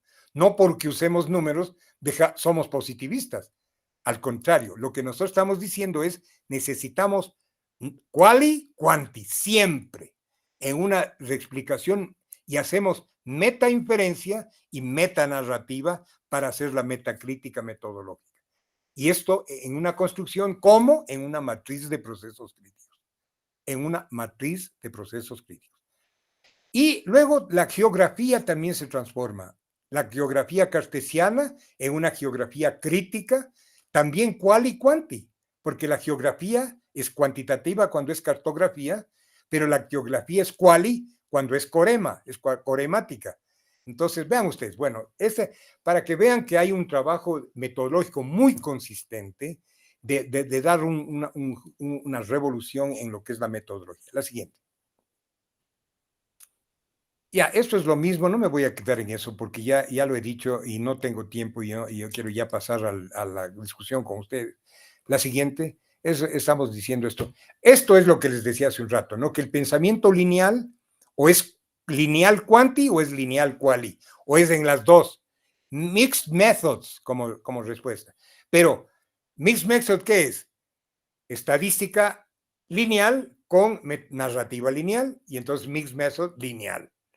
Entonces, la solución no es mixed method, no es métodos mixtos. La solución es una metacrítica que utilice una estadística dialéctica con una narrativa, un uso dialéctico y una conexión de los dos que lo permite hacer la matriz de procesos críticos. La siguiente. Bueno, decíamos que es contradictoria, que es multidimensional, que hay procesos protectores y saludables, malsanos, saludables y protectores versus procesos malsanos y destructivos. La siguiente, eso es en ese movimiento de la determinación social. Ok, y esto significa hacer una revolución de la bioética, porque no más reduccionismo biomédico de la bioética, que en definitiva termina siendo la bioética de la mala práctica y la culpabilización del hospital, de los profesionales de la salud, en lugar de entender la bioética integral que plantea la determinación social. La siguiente. Y para esto sostenemos que hay 4 principios de la vida, que es la sustancia, que es el gold standard, que es la regla de oro de la salud, las 4 S de la vida, que están explicadas también en el libro. La siguiente. ¿Cuáles son estas? Es que una sociedad, una ciudad, un colegio, cualquier espacio para ser saludable, sus procesos tienen que ser sustentables, sus procesos tienen que ser soberanos, sus procesos tienen que ser solidarios y tienen que ser seguros, bioseguros. Es decir, si no están esos elementos, entonces no puede haber salud o construcción de salud en ese colegio, en esa ciudad, en ese barrio, en esa región donde ustedes digan. La siguiente. Siguiente. Y para trabajar estamos proponiendo el movimiento de estos 3 elementos que son la base de lo que es una ciencia intercultural. Es decir, yo no creo que es intercultural un sistema de salud o un sistema de investigación porque permiten que en el hospital haya un grupo indígena atendiendo con su medicina, con su etnomedicina convencional. Eso es importante, interesante, cumple con una función, pero lo va mucho más allá del desafío. Es el conocimiento, desde que nace el conocimiento en salud, debe tener este movimiento de estos 3 elementos indispensables. Sin estos 3 elementos no hay investigación-acción, no hay investigación participativa. Necesitamos tener A, B y C para poder tener una ciencia crítica, participativa, intercultural. Si no hay estos 3 elementos, no hay pueden haber momentos de contacto con la comunidad, consultarle algo a la comunidad marginalmente, pero quien hace la investigación es el Ministerio de Salud o la universidad. Eso no es un conocimiento intercultural.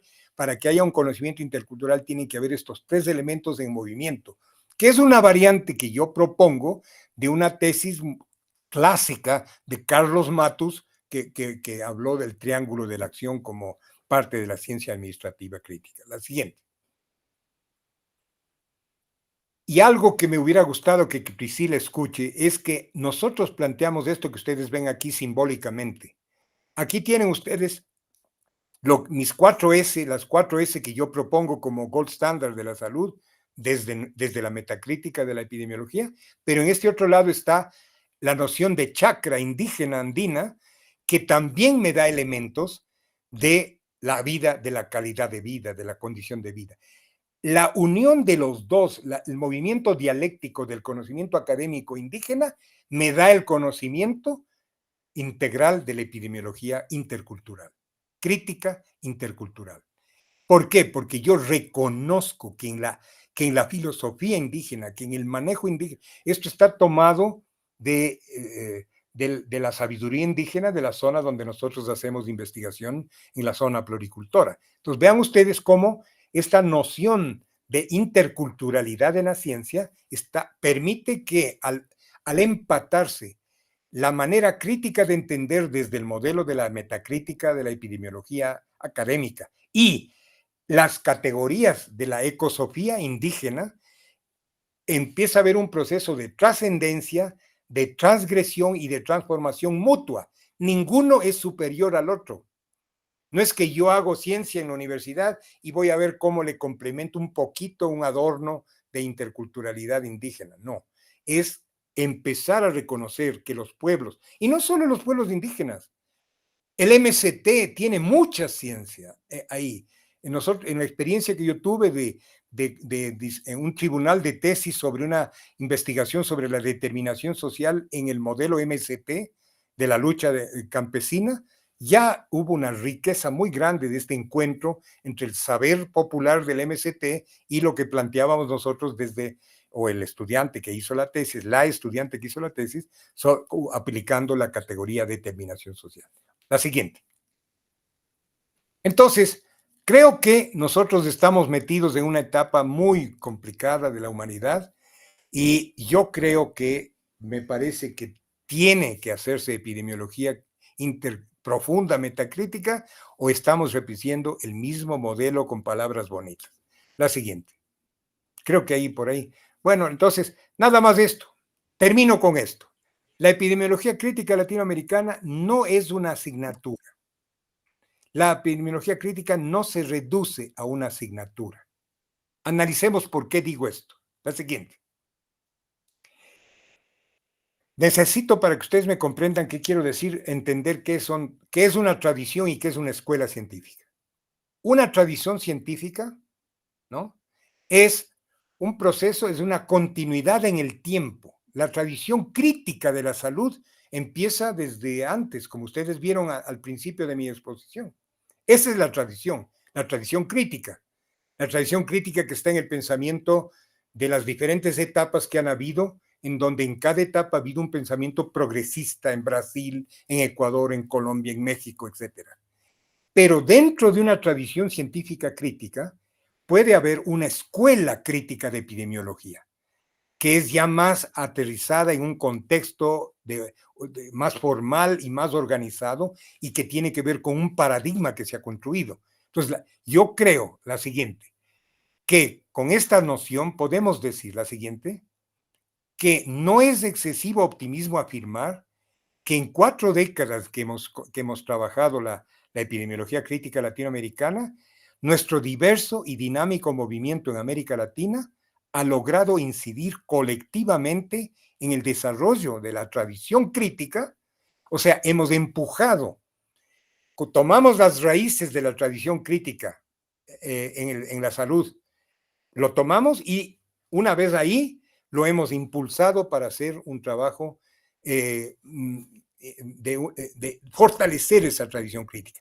Pero dentro de ese movimiento, nosotros fundamos una escuela latinoamericana de epidemiología, que no le pide permiso a ninguna epidemiología de fuera, que no se siente más chica, ni limitada, ni más pobre, ni menos potente, que habla de igual a igual horizontalmente con la epidemiología de cualquier otra parte del mundo. La siguiente, ¿por qué es una escuela?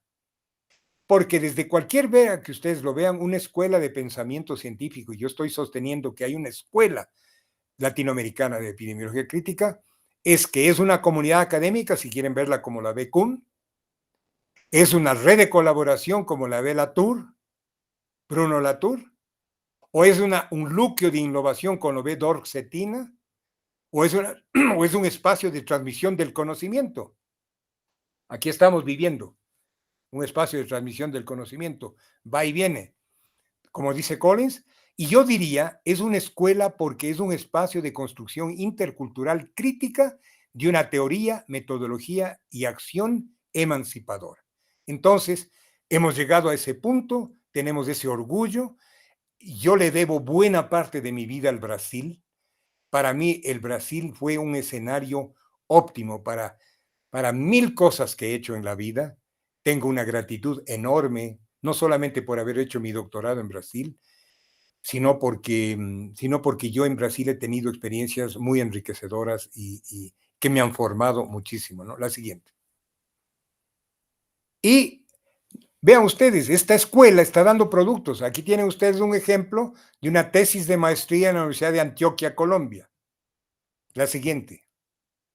Aquí tienen ustedes un libro publicado con las tesis de epidemiología del doctorado, del doctorado que yo dirijo en Universidad Andina. No alcanzan a ver, después ustedes podrán ver el detalle, pero ahí está el índice donde están múltiples campos de salud, de la agricultura, de la psicología, de la salud mental. Otro ejemplo de que la escuela está funcionando, la siguiente. Vean ustedes, sube la sorpresa maravillosa de que Lia Giraldo, nada menos ni nada más que Lia Giraldo, una de las grandes investigadoras sobre agrotóxicos en Brasil, ha tomado las 4 S de la vida y la epidemiología crítica para hacer el último dossier que está yendo a publicar ahora sobre dossier de danos de los agrotóxicos en la salud reproductiva, por ejemplo. Y ahí está uno de los cuadros que ella usa utilizando nuestra metodología y nuestras categorías. La siguiente, por favor. Y para terminar, la bendición del norte.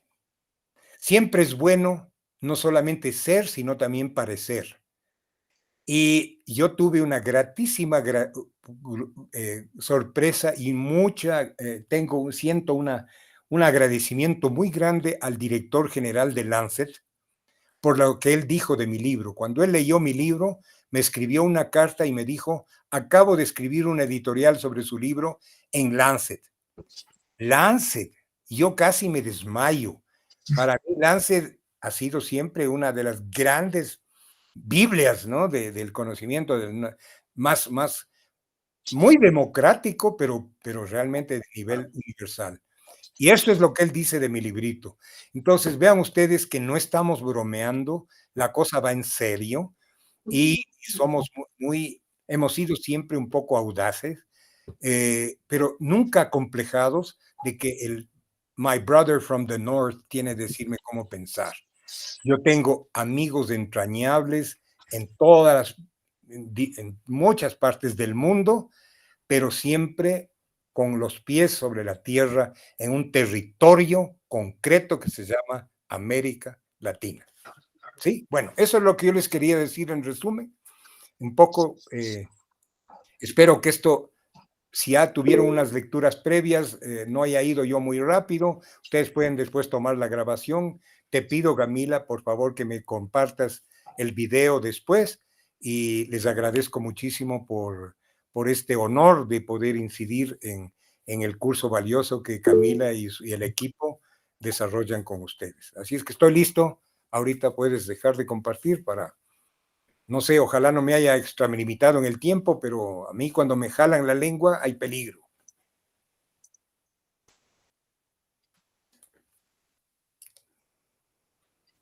Sim, muito obrigada, Jaime. Que emoção te escutar. Depois de meses que a gente está discutindo semana a semana os capítulos do livro e lendo com profundidade, estudando mesmo sobre esse conteúdo, para nós é um presente. Então, muito obrigada. Eu acho que a gente pode ver se tem alguma pergunta, uma ou duas perguntas, né? Para a gente encerrar com alguma interação entre nós. Alguém gostaria de fazer uma pergunta?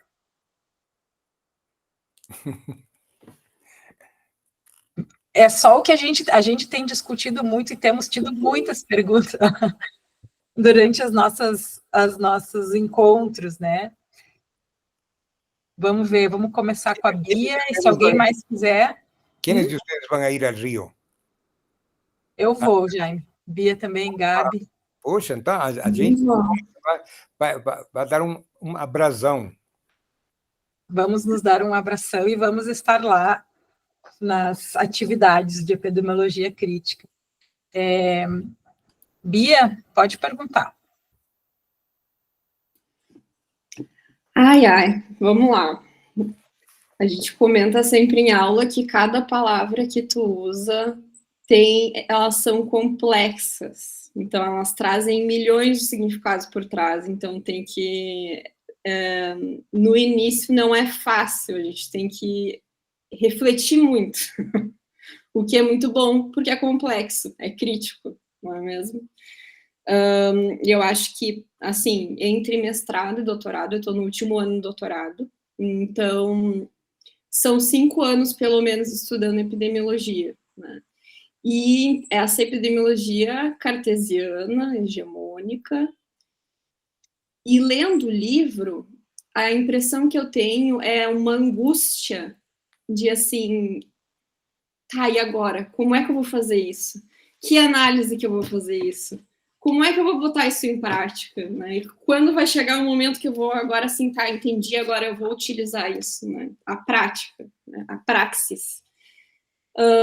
E a impressão que eu tenho, que eu posso estar sendo muito reducionista, não sei, mas é muito mais uma questão de como tu observa o dado, como tu interpreta ele, que mensagem tu quer passar, do que uma mudança total em como analisar, né, em como, que tu mesmo falou antes, né, que é uma questão muito de, a gente não vai substituir, mas nós queremos, então, fazer esse câmbio pragmático, não é mesmo?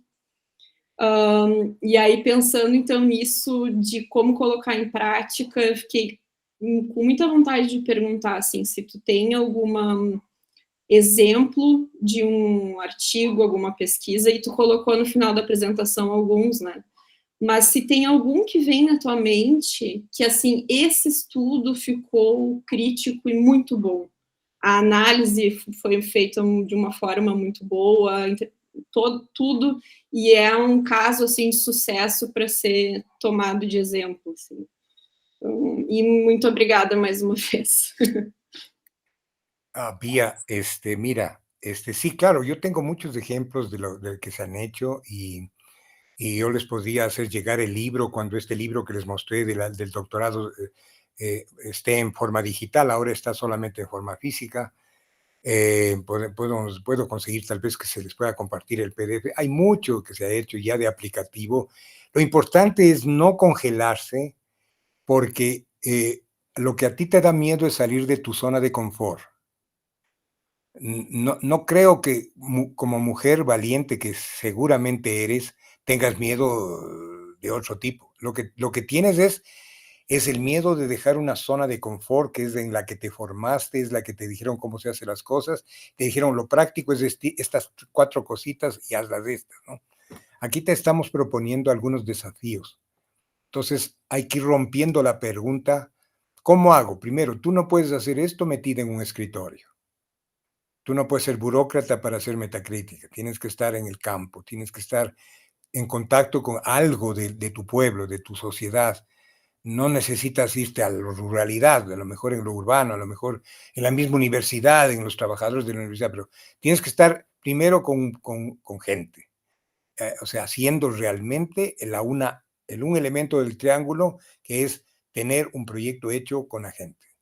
Segundo, en ese proceso vas a descubrir quiénes son tus aliados y quiénes son tus enemigos. Y tienes que tener esas claridades para en tu proyecto decir cómo vas a fortalecer. Bueno, digo, usé una palabra fuerte, enemigo, no. Quienes piensan distinto y van por otro lado, ¿no? Pero ahí vas a descubrir con quién tú puedes trabajar eso, porque esto necesariamente es transdisciplinario. Tú no puedes solamente sola. Es muy difícil, tienes que hacer transdisciplina real, o sea, aceptando que uno no puede hacerlo solo. Y tercero, tienes que tener de estas lecturas preliminares de la epidemiología crítica, tienes que hacer el esfuerzo duro de entender qué te estamos planteando, y ahí vienen los ejemplos. Hay muchos ejemplos que yo te puedo mandar, porque esto es real y ha dado efectos importantes, pero fíjate, ¿qué es lo que hizo Lía? Verás, Lía es una de las grandes investigadoras de Brasil y tiene la humildad para decir, compañero, voy a hacer esto de nuevo porque yo hice cosas buenas, pero ahí lo voy a mejorar. Y se mete a las 4S y con la experiencia que tiene, pero con humildad, dice, y va a producir una maravilla mejor que lo que yo pueda haber hecho sobre agrotóxicos. Entonces, yo creo que todos nosotros tenemos que aprender de la humildad. Yo también he aprendido mucho disciplinándome a escuchar y a decidir que hay cosas que alguien hace mejor que yo, pero que es colectivo. Y eso es lo bonito. Entonces, no es una cosa de inspirarte una noche después de unas caipiriñas y bueno, me lanzo a esta audacia, a esta aventura del conocimiento metacrítico. Es organización, disciplina, muchas horas de trabajo, aliados de tu gente y un pensamiento abierto, humilde y abierto, esperanzado. Además, ético, porque cuando tú haces epidemiología de la vieja, eso para mí ahora no es ético, porque eso es ignorancia planificada. Sabes que hay un libro, ¿no? Ustedes deben haber visto que yo lo cito en el libro a Proctor y Schevinger, que fundaron la cátedra de agnotología, que es cátedra en Stanford University, nada más ni nada menos, desde el Ivy League norteamericano, Stanford, y ellos hacen una cátedra sobre cómo se puede mentir con la ciencia y cómo se hace el poder que financia la ciencia. Es ciencia mentirosa, es ciencia cartesiana, que te esconde elementos, que te sesga las... Entonces, hay que tener la audacia de romper el molde y salir de tu zona de confort. Y nadie te puede ahorrar, es como un parto. Nadie te puede ahorrar el dolor de hacer ese proceso. Pero te vas a sentir feliz y liberada. Y bueno, mira, si cuántos lo han hecho, si a cuántos lo siguen haciendo, ¿por qué no va a poder un grupo talentoso de compañeros? En Brasil muchísimos lo han hecho ya. De hecho, por ejemplo, yo me recuerdo que yo di un curso de epidemiología al cual asistió un estudiante muy jovencito que se llama Fernando Carneiro.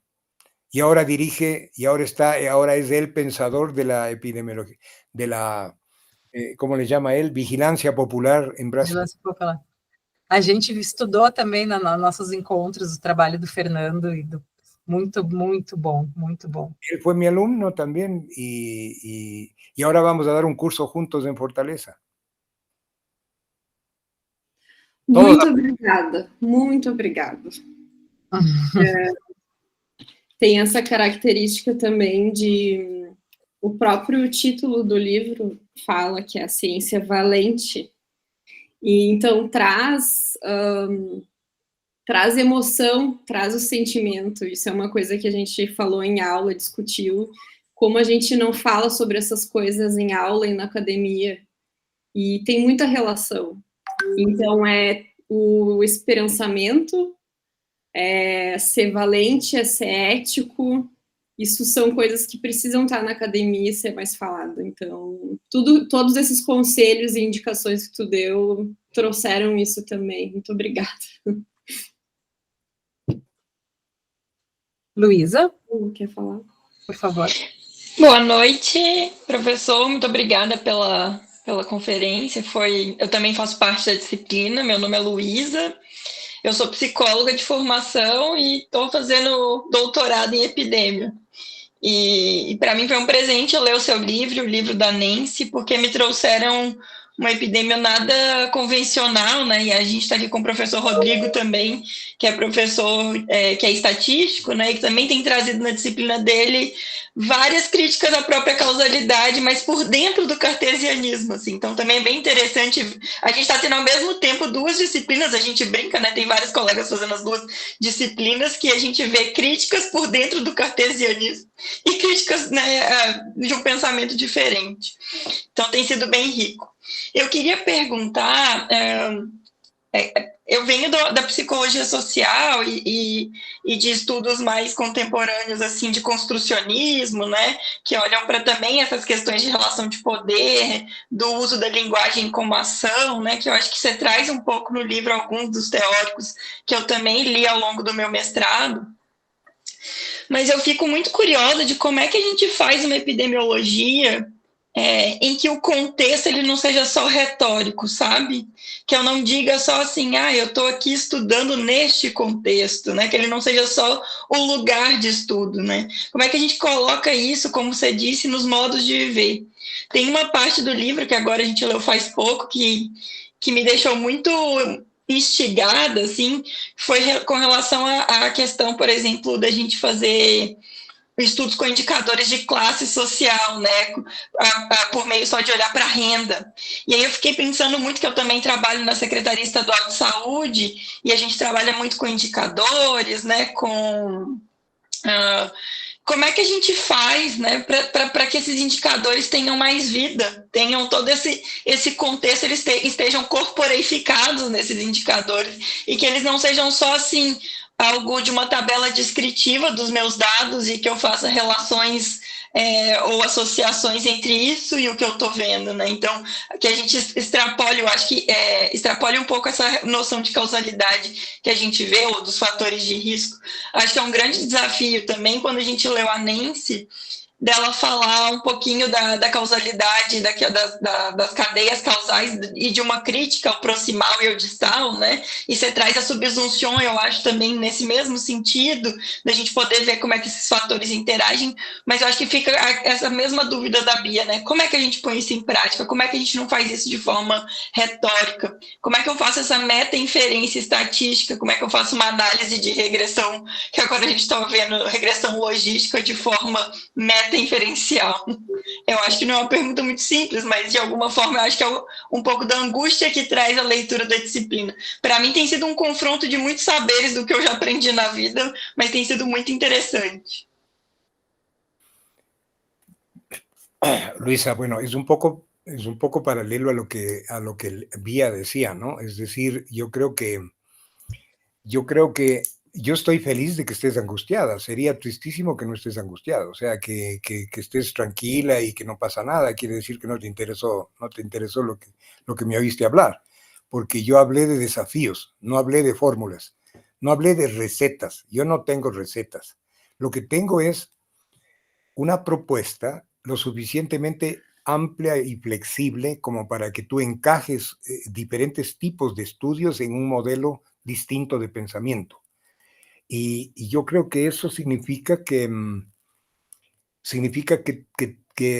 tienes que ir dividiendo para poder ir, o sea, si ves todo este rato, estás diciéndome todo junto, pues vas a tener que ver por partes qué es que, de acuerdo a la problemática concreta. Yo diría que para mí, si tú me preguntas cuál es la carta de navegación de la metacrítica, para mí es la matriz de procesos críticos. O sea, y tanto es así que yo estoy ahora comprometido a escribir solo sobre eso un libro. Pero no voy a hacer un libro como el actual, sino un manual de metodología. Porque yo creo que la matriz de procesos críticos es la herramienta que estoy proponiendo como la orientadora para hacer metainferencia, metanarrativa y metacrítica como tanto. Yo creo que esa es la parte fundamental. Voy a utilizar los ejemplos de todos los proyectos que he dirigido o que he realizado para poder hacer un manual muy simple, muy pedagógico sobre la matriz de procesos críticos. Entonces, esa es la respuesta que te puedo decir por lo pronto, pero creo que debes volver a tus lecturas, tal vez con la experiencia del curso, volver a tus lecturas y volver a estudiar lo que estamos hablando para estar segura que tienes claros los elementos con los que vas, con las nuevas herramientas con las que vas a trabajar. Y siempre con antena a tierra, porque pensar en abstracto es imposible.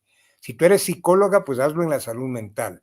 Y si tú eres una psicóloga con vínculos con la sociedad, entonces, ¿en qué territorio? Y la matriz te obliga a establecer un territorio, establecer unas alianzas y establecer una problemática concreta. Por ejemplo, nosotros tuvimos el desafío de participar en una reunión que era para preparar un informe entre las comunidades campesinas y algunas universidades para lo que era un proyecto nuevo de ley sobre la economía popular, campesina, familiar para el país. Código orgánico de medicina familiar campesina. Y lo que hicimos fue utilizar la matriz de procesos críticos para poder desprender de la matriz los elementos que debían ir en la ley. En este caso era un esfuerzo jurídico, era un esfuerzo con un producto jurídico, pero tú lo puedes hacer lo mismo para hacer un modelo de investigación epidemiológica. Pero para poderlo pensar, tienes que tener claras la metodología, por un lado, pero por otro lado tienes que tener también un aterrizaje de en dónde y qué problemática. Y entonces hacer las concreciones de trabajo metodológico que vas a seguir haciendo. Me parece que, por tanto, es saludable que estés angustiada, es muy importante, porque a mí me entristece cuando hay un alumno que no se problematiza. Yo no tengo problema. ¿Por qué? Porque en el fondo está pensando yo voy a hacer lo mismo de siempre, ya sé, y pues, eso es lo que me interesa, ¿no? Entonces, qué bueno. Sí. Y además podemos conversar, podemos avanzar, podemos hacer. Yo tengo mucha apertura en ese sentido para ir. Podemos hacer unas reuniones en Zoom. Por ejemplo, me gustaría que tú te reúnas con Ana Pereira, la doctora que está haciendo el sándwich conmigo, que con ella, con 2 de mis alumnos del doctorado que están haciendo salud mental, y compartan. Yo estoy ahí, tal vez ahí como un apoyo, y ustedes comparten inquietudes, qué han hecho, dónde están, qué están haciendo, y empieza un proceso. Me parece. Muito bom. Sempre bom poder ter rede. Entonces ahí Camila es el vínculo entre nosotros. Sim. É o tal do coletivo, né? Isso é muito bom, porque gera na gente desconforto. Eu acho que esse é o objetivo, né? A gente foi, aqui na nossa universidade, a gente foi formada com a epidemiologia mais cartesiana mesmo, né? Que a gente conhece melhor, a gente se sente segura com essa forma de conduzir, né, as pesquisas, e agora a gente tem que pensar em outras alternativas, porque a gente também estava incomodada com a forma como a gente vinha fazendo, né? Então, isso é que na verdade, a gente está buscando essas outras formas, porque a gente também entendeu que a gente precisa ir além. A gente está muito limitado nesses formatos, né, que a gente conheceu até hoje. Então, eu acho, Jaime, que vamos encerrar por aqui e vamos continuar a conversa lá no Rio, né? Vamos continuar a conversa lá no Congresso e vamos continuar trocando. Te agradeço muito pela abertura. A gente vai provavelmente continuar essa interação contigo, né? A gente está muito interessada em desenvolver mais esses aspectos na prática das nossas pesquisas.